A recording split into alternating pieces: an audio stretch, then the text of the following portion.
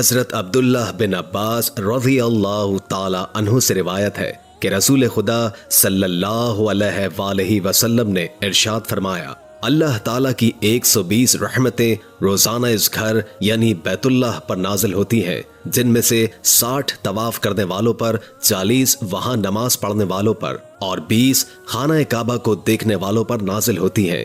حضرت عبداللہ بن عمر رضی اللہ تعالی عنہ سے روایت ہے کہ میں نے رسول خدا صلی اللہ علیہ وآلہ وسلم کو یہ فرماتے ہوئے سنا ہے، جس نے خانہ کعبہ کا طواف کیا اور 2 رکعت ادا کی، گویا اس نے ایک غلام آزاد کیا۔ ابن ماجہ۔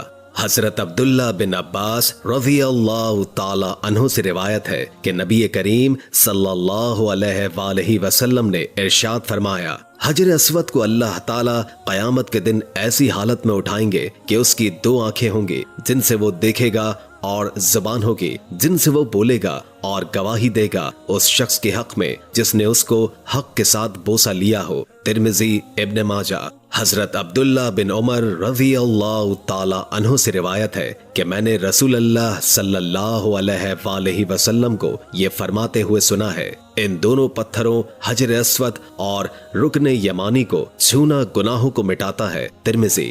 حضرت ابو ہریرہ رضی اللہ تعالی عنہ سے روایت ہے کہ حضور نبی کریم صلی اللہ علیہ وآلہ وسلم نے ارشاد فرمایا، رکن یمانی پر 70 فرشتے مقرر ہیں، جو شخص وہاں جا کر یہ دعا پڑھے، اللہم انی اسألک العفو والعافیہ فی الدنیا والآخرہ، ربنا آتنا فی الدنیا حسنۃ وفی الآخرۃ حسنۃ وقینا عذاب النار، تو وہ سب فرشتے آمین کہتے ہیں۔ ابن ماجہ۔ بیت اللہ کے گرد 7 چکر اور 2 رکعت نماز پڑھنے کا نام طواف ہے، اور ہر چکر حجر اسود کے استلام سے شروع ہو کر اسی پر ختم ہوتا ہے۔ حجر اسود کا بوسہ لینا یا اس کی طرف دونوں یا داہنے ہاتھ سے اشارہ کرنا استلام کہلاتا ہے۔ طواف فرض ہو یا واجب یا نفل، اس میں 7 ہی چکر ہوتے ہیں، اور اس کے بعد 2 رکعت نماز ادا کی جاتی ہے۔ اگر بیت اللہ کے قریب طواف کیا جائے تو 7 چکر میں تقریباً 30 منٹ لگتے ہیں، لیکن دور سے کرنے پر تقریباً 1 سے 2 گھنٹے لگ جاتے ہیں۔ 10 ذی الحجہ کو طواف زیارت کرنے میں کبھی کبھی اس سے بھی زیادہ وقت لگ جاتا ہے۔ طواف قدوم یعنی آنے کے وقت کا طواف، یہ اس شخص کے لیے سنت ہے جو میقات کے باہر سے آیا ہو اور حج افراد یا حج قرآن کا ارادہ رکھتا ہو۔ حج تمتع اور عمرہ کرنے والوں کے لیے سنت نہیں۔ طواف عمرہ یعنی عمرے کا طواف، طواف زیارہ یعنی حج کا طواف، جس کو طواف افاضہ بھی کہتے ہیں، یہ حج کا رکن ہے۔ اس طواف کے بغیر حج پورا نہیں ہوتا۔ طواف وداع یعنی مکہ سے روانگی کے وقت کا طواف، یہ میقات سے باہر رہنے والوں یعنی آفاقی کے لیے ضروری ہے۔ نفلی طواف۔ حج میں ضروری طواف کی تعداد، حج افراد میں 2 عدد طواف زیارت اور آفاقی کے لیے طواف وداع۔ حج قرآن میں 3 عدد طواف عمرہ، طواف زیارت اور آفاقی کے لیے طواف وداع۔ حج تمتع میں 3 عدد طواف عمرہ، طواف زیارت اور آفاقی کے لیے طواف وداع۔ آفاقی 5 میقاتوں کے باہر رہنے والوں کو آفاقی کہا جاتا ہے، یعنی اہل حرم اور اہل حل کے علاوہ پوری دنیا کے لوگ آفاقی ہیں۔ اگر کسی عورت کی روانگی کے وقت ماہواری آ جائے تو اس کے لیے طواف وداع معاف ہے۔ نفلی طواف۔ نفلی طواف کی کوئی تعداد نہیں، رات یا دن جب چاہیں اور جتنے چاہیں کر سکتے ہیں۔ باہر سے آنے والے حضرات مسجد حرام میں نفلی نماز پڑھنے کے بجائے نفلی طواف زیادہ کریں۔ اہل حرم اور اہل حل کو حج افراد ہی کرنا چاہیے تاکہ آفاقی لوگ زیادہ سے زیادہ نفلی طواف کر سکیں۔ یاد رکھیں کہ ہر نفلی طواف کے بعد بھی 2 رکعت نماز ادا کرنا ضروری ہے۔ وضاحت۔ 2 طواف اس طرح اکٹھے کرنا مکروہ ہے کہ طواف کی 2 رکعت درمیان میں ادا نہ کریں، لہٰذا پہلے ایک طواف کو مکمل کر کے 2 رکعت ادا کر لیں، پھر دوسرا طواف شروع کریں۔ لیکن اگر اس وقت نماز پڑھنا مکروہ ہو تو 2 طوافوں کا اکٹھا کرنا جائز ہے۔ سعودی عرب میں نماز عصر اول وقت میں ادا کی جاتی ہے، اور عصر اور مغرب کے درمیان اچھا خاصا وقت، خاص کر گرمیوں میں تقریباً 3 گھنٹے ہوتے ہیں۔ اگر طواف سے نماز عصر کے بعد فراغت ہوئی ہے اور مغرب تک کافی وقت باقی ہے تو طواف کی 2 رکعت اس وقت ادا کر سکتے ہیں۔ البتہ اگر مغرب کا وقت قریب آ گیا ہے تو پھر غروب آفتاب کے بعد ہی ادا کریں۔ اہم مسئلہ، معذور شخص جس کا وضو نہیں ٹھہرتا، مثلاً کوئی زخم جاری ہے یا پیشاب کے قطرے مسلسل گرتے ہیں یا عورت کو بیماری کا خون آ رہا ہے، تو اس کے لیے یہ حکم ہے کہ وہ نماز کے ایک وقت میں وضو کرے، پھر اس وضو سے اس وقت میں جتنے چاہے طواف کرے، نمازیں پڑھے اور قرآن کی تلاوت کرے۔ دوسری نماز کا وقت داخل ہوتے ہی وضو ٹوٹ جائے گا۔ اگر طواف مکمل ہونے سے پہلے ہی دوسری نماز کا وقت داخل ہو جائے تو وضو کر کے طواف کو مکمل کرے۔ طواف کے دوران جائز امور: سلام کرنا اور بوقت ضرورت بات کرنا، مسائل شرعیہ بتانا اور دریافت کرنا، ضرورت کے وقت طواف کو روکنا، کسی عذر کی وجہ سے ویل چیئر پر طواف کرنا۔ طواف کا طریقہ: مسجد حرام میں داخل ہو کر کعبہ شریف کے اس گوشے کے سامنے جائیں جس پر حجر اسود لگا ہوا ہے اور طواف کی نیت کر لیں۔ اگر طواف کے بعد عمرے کی صحیح بھی کرنی ہے تو مرد حضرات استباء کر لیں، یعنی احرام کی چادر کو دائیں بغل کے نیچے سے نکال کر بائیں مونڈھے کے اوپر ڈال لیں، پھر زبان سے بسم اللہ اللہ اکبر کہہ کر حجر اسود کا استلام کریں، یعنی حجر اسود کا بوسہ لیں، یا اپنی جگہ پر کھڑے ہو کر دونوں ہاتھوں کی ہتھیلیوں کو حجر اسود کی طرف کر کے ہاتھ چوم لیں اور پھر کعبے کو بائیں طرف رکھ کر طواف شروع کر دیں۔ مرد حضرات پہلے 3 چکر میں اگر ممکن ہو رمل کر لیں، یعنی ذرا مونڈھے ہلا کر اور اکڑ کے چھوٹے چھوٹے قدم کے ساتھ کسی قدر تیز چلیں۔ طواف کرتے وقت نگاہ سامنے رکھیں، خانہ کعبہ کی طرف سینہ اور پشت نہ کریں، یعنی کعبہ شریف آپ کے بائیں جانب رہے۔ طواف کے دوران بغیر ہاتھ اٹھائے چلتے چلتے دعائیں کرتے رہیں۔ آگے ایک نصف دائرے کی شکل کی 4-5 فٹ کی دیوار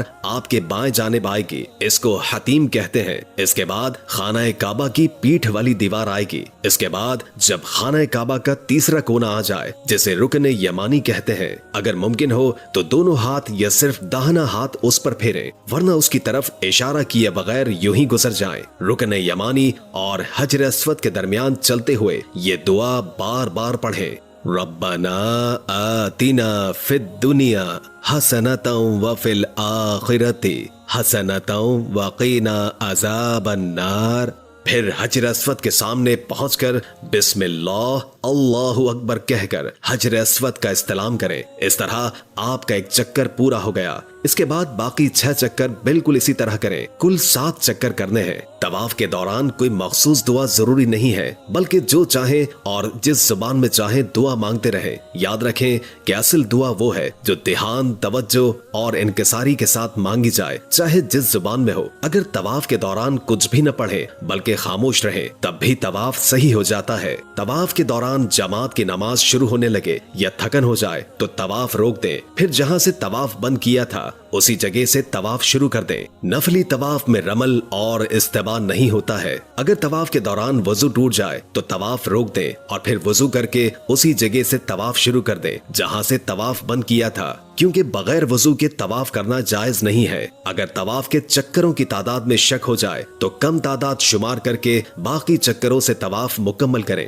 مسجد حرام کے اندر اوپر یا نیچے یا مطاف میں کسی بھی جگہ سے طواف کر سکتے ہیں۔ طواف حتیم کے باہر ہی سے کریں۔ اگر حتیم میں داخل ہو کر طواف کریں گے تو وہ معتبر نہیں ہوگا۔ اگر کسی عورت کو طواف کے دوران حیض آ جائے تو فوراً طواف کو بند کر دے اور مسجد سے باہر چلی جائے۔ خواتین طواف میں رمل یعنی اکڑ کر چلنا نہ کریں، یہ صرف مردوں کے لیے ہے۔ طواف زیارت حج کا طواف کا وقت 10 ذی الحجہ سے 12 ذی الحجہ کے غروب آفتاب تک ہے۔ بعض علماء نے 13 ذی الحجہ تک کا وقت تحریر کیا ہے۔ ان ایام میں اگر کسی عورت کو ماہواری آتی رہے تو وہ طواف زیارت نہ کرے بلکہ پاک ہونے کے بعد ہی کرے۔ 2 رکعت نماز۔ طواف سے فراغت کے بعد مقام ابراہیم کے پاس آئیں۔ اس وقت آپ کی زبان پر یہ آیت ہو تو بہتر ہے: وَاتَّخِذُوا مِن مَقَامِ إِبْرَاهِيمَ مُصَلًّى۔ اگر سہولت سے مقام ابراہیم کے پیچھے جگہ مل جائے تو وہاں، ورنہ مسجد حرام میں کسی بھی جگہ طواف کی 2 رکعت واجب ادا کریں۔ طواف کی 2 رکعت کو طواف سے فارغ ہوتے ہی ادا کریں، لیکن اگر تاخیر ہو جائے تو کوئی حرج نہیں۔ طواف کی ان 2 رکعت کے متعلق نبی کریم صلی اللہ علیہ وآلہ وسلم کی سنت یہ ہے کہ پہلی رکعت میں سورہ کافرون اور دوسری رکعت میں سورہ اخلاص پڑھی جائے۔ ہجوم کے دوران مقام ابراہیم کے پاس طواف کی 2 رکعت نماز پڑھنے کی کوشش نہ کریں، کیونکہ اس سے طواف کرنے والوں کو تکلیف ہوتی ہے، بلکہ مسجد حرام میں کسی بھی جگہ ادا کر لیں۔ صحیح صفا و مروہ کے درمیان 7 چکر لگانے کو صحیح کہا جاتا ہے۔ صحیح کی ابتدا صفا سے اور انتہا مروہ پر ہوتی ہے۔ حجر اسود کے سامنے سے ہی صفا کے لیے راستہ جاتا ہے۔ طواف سے فراغت کے بعد زمزم کا پانی پی کر صفا پہاڑی پر چلے جائیں۔ صفا و مروہ 2 پہاڑیاں تھیں جو ان دنوں حجاج کرام کی سہولت کے لیے تقریباً ختم کر دی گئی ہیں، جن کے درمیان حضرت ہاجرہ علیہ السلام نے اپنے پیارے بیٹے حضرت اسماعیل علیہ السلام کے لیے پانی کی تلاش میں 7 چکر لگائے تھے۔ اور جہاں مرد حضرات تھوڑا تیز چلتے ہیں، یہ اس زمانے میں صفا مروہ پہاڑیوں کے درمیان ایک وادی تھی جہاں سے ان کا بیٹا نظر نہیں آتا تھا، لہٰذا وہ اس وادی سے تھوڑا تیز دوڑی تھی۔ حضرت ہاجرہ علیہ السلام کی اس عظیم قربانی کو اللہ تعالیٰ نے قبول فرما کر قیامت تک آنے والے تمام مرد حاجیوں کو اس جگہ تھوڑا تیز چلنے کی تعلیم دی، لیکن شریعت اسلامیہ نے صنف نازک کے جسم کی نزاکت کے مد نظر اس کو صرف مردوں کے لیے سنت قرار دیا۔ صحیح کا ہر چکر تقریباً 395 میٹر لمبا ہے، یعنی 7 چکر کی مسافت تقریباً 2.25 کلومیٹر بنتی ہے۔ نیچے کی منزل کے مقابلے میں اوپر والی منزل پر ازدحام کچھ کم رہتا ہے۔ حج میں ضروری صحیح کی تعداد: حج افراد میں 1 عدد صرف حج کی، حج قرآن میں 2 عدد، 1 عمرے کی اور 1 حج کی۔ بعض علماء نے کہا ہے کہ حج قرآن میں 1 صحیح بھی کافی ہے۔ حج تمتع میں 2 عدد، 1 عمرے کی اور 1 حج کی۔ نفلی صحیح: نفلی صحیح کا کوئی ثبوت نہیں ہے۔ صحیح کے بعض احکام: صحیح سے پہلے طواف کا ہونا، صفا سے صحیح کی ابتدا کر کے مروہ پر 7 چکر پورے کرنا، صفا پہاڑی پر تھوڑا چڑھ کر قبلہ رخ کھڑے ہو کر دعائیں کرنا، مردوں کا سب ستونوں کے درمیان تھوڑا تیز تیز چلنا، مروہ پہاڑی پر پہنچ کر قبلہ رخ کھڑے ہو کر دعائیں مانگنا، صفا اور مروہ کے درمیان چلتے چلتے کوئی بھی دعا بغیر ہاتھ اٹھائے مانگنا یا اللہ کا ذکر کرنا یا قرآن کریم کی تلاوت کرنا، صحیح کے دوران جائز امور: بلا وضو صحیح کرنا، اسی طرح خواتین کا حالت ماہواری میں صحیح کرنا، سلام کرنا اور گفتگو کرنا، ضرورت پڑنے پر صحیح کا سلسلہ بند کرنا، کسی عذر کی وجہ سے ویل چیئر پر صحیح کرنا۔ صحیح کرنے کا طریقہ: صفا پر پہنچ کر بہتر ہے کہ زبان سے کہیں ابدا بما بدا اللہ بی ان الصفا والمروہ من شعائر اللہ، پھر خانہ کعبہ کی طرف رخ کر کے دعا کی طرح ہاتھ اٹھا لیں اور 3 مرتبہ اللہ اکبر کہیں، اور اگر یہ دعا یاد ہو تو اسے بھی 3 بار پڑھیں۔ لا الہ الا اللہ وحدہ لا شریک لہ لہ الملک ولہ الحمد وہو علی کل شیء قدیر۔ لا الہ الا اللہ وحدہ انجز وعدہ ونصر عبدہ والحزم الاحزاب وحدہ۔ اس کے بعد کھڑے ہو کر خوب دعائیں مانگے۔ یہ دعائیں قبول ہونے کا خاص مقام اور خاص وقت ہے۔ دعاؤں سے فارغ ہو کر نیچے اتر کر مروہ کی طرف عام چال سے چلیں، بغیر ہاتھ اٹھائے دعائیں مانگتے رہیں یا قرآن کی تلاوت کرتے رہیں۔ صحیح کے دوران بھی کوئی خاص دعا لازم نہیں، البتہ اس دعا کو خاص طور پر پڑھتے رہیں: رب اغفر وارحم وتجاوز عما تعلم انک انت العز الکرم۔ جب سب ستونوں جہاں ہری ٹیوب لائٹیں لگی ہوئی ہیں کے قریب پہنچے تو مرد حضرات ذرا دوڑ کر چلیں۔ اس کے بعد پھر ایسے ہی ہرے ستون اور نظر آئیں گے، وہاں پہنچ کر دوڑنا ختم کر دیں اور عام چال سے چلیں۔ مروہ پر پہنچ کر قبلے کی طرف رخ کر کے ہاتھ اٹھا کر دعائیں مانگے۔ یہ صحیح کا 1 پھیرا ہو گیا۔ اسی طرح مروہ سے صفا کی طرف چلیں، یہ دوسرا چکر ہو جائے گا۔ اس طرح آخری اور 7واں چکر مروہ پر ختم ہوگا۔ ہر مرتبہ صفا و مروہ پر پہنچ کر خانہ کعبہ کی طرف رخ کر کے دعائیں کرنی چاہیے۔